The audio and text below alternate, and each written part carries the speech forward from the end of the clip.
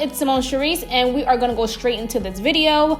We are working with Hair VIVI. Their units come pre-bleached. As you can see already, the knots are already done for you. There's a headband inside, and you have these awesome combs in case you guys are wondering. So this video pretty much is going to be the beginner's guide on how to install a curly lace frontal wig. Sometimes curly lace frontal wigs are a little bit harder, so I wanted to show you guys how you make it look nice and get it to kind of fit your head and make it look, you know, good for you. So I'm gonna start off by just parting my hair. I did pluck the unit in the front. If you guys are not familiar with how to pluck, I do have a video showing you guys how I plucked my unit. So to get started, I like to get my part first. Then I like to use mousse and I like to set the hair. Now when I say set the hair, I pretty much want the hair to be as flat as possible and going in the direction that I want it to go. So we want it to go in a side part direction.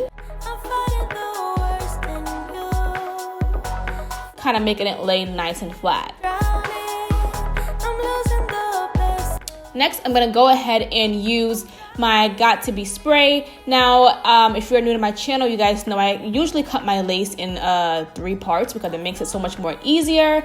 And I like to have the lace on because when I spray the wig, I can actually pull the lace tabs down, as you can see right here, to make sure it stays in place.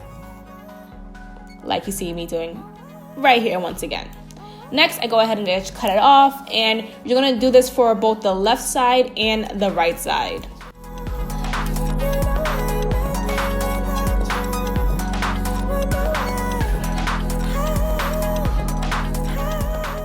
So I want to talk to you guys about why I decided to do this video. I feel like straight hair is so much more easier to, you know, slay than curly hair. I mean, if I'm wrong, then let me know. If I'm lying, I'm flying. But I feel like curly hair is so much more harder to kind of like get it to lay nice and fit your head properly.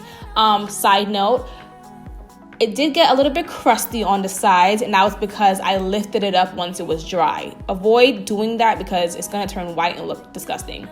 So I wanted to show you guys this video because it's very important that your wig looks amazing on your head, whether it be curly or whether it be straight. Next, I call it taming my curls. Now, if you've seen, I only use water right here at the moment, and I'd rather get my curls to be more defined now rather than later on when I've already hot combed the hair.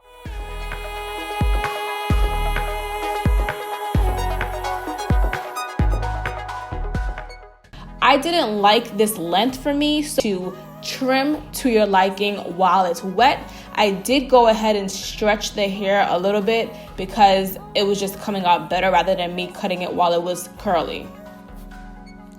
Next, I'm going to use some iron oil, and I'm going to just make sure the sides aren't crusty anymore. And I'm going to use some lovely bees. Now we're going to go straight into the edges.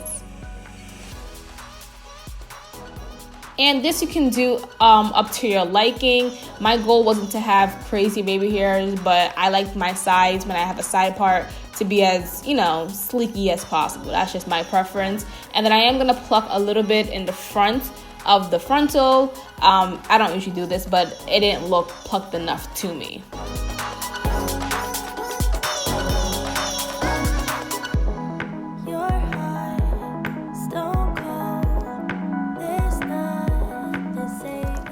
My next step would be to go ahead and hot comb the hair.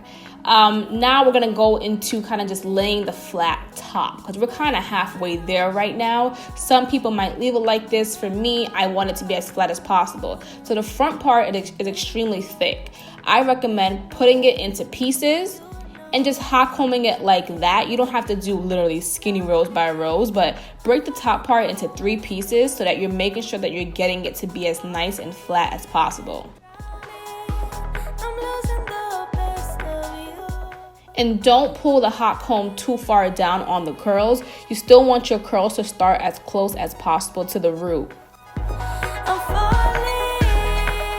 And then make sure you're putting hair in the back to cover that back track, or it will be showing. And that ain't cute. That's not cute.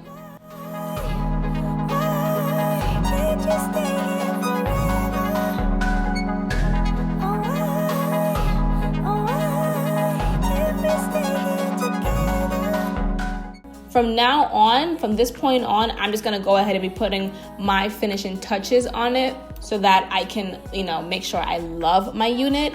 And I wanted it to be more of a layered look, so you can see I'm going in with a razor and a scissors. If you love your hair the way it is, you can stop right here, but for me, I want to go a little bit more in depth. So that's what I'm doing right now. I am going to go ahead and define my curls and just keep hot combing until I get it to be as flat and to my liking, guys. But you're pretty much done. You're pretty much done. If you're like anal like me and it's never perfect enough for you, you might still be sitting here doing this like I am. But if you are just like, yo, this look good to me, then you're good. You're good, okay? Next, I'm gonna go ahead and put some oil and use that to scrunch my curls up. This is my favorite oil for curly hair or for weave, period, because it's not oily, but it still gives your hair that pop of sizzle, that sizzle. It makes your hair look like it's lifelike. I love it. One more step, guys. We are going to kill our hair with mousse, and then we're done. We're gonna tie down our edges, and then we're done. So this is the last step that I do with curly hair. I kind of avoid putting the mousse all over the curls, because you don't want crunchy curls. You want your curls to still feel very soft. And what I love about this mousse is it does not give you crunchy curls. So here I am again perfecting, but I'm pretty much done, you guys. I hope you guys really enjoyed this video. I absolutely love this hair from Hair VIVI. I think the curls were amazing. It does not swell, because I did wear it. I am wearing it right now, a day later. It does not swell. So honestly, I had a great experience with it. It did have a slight smell, but nothing for you to really go nuts about.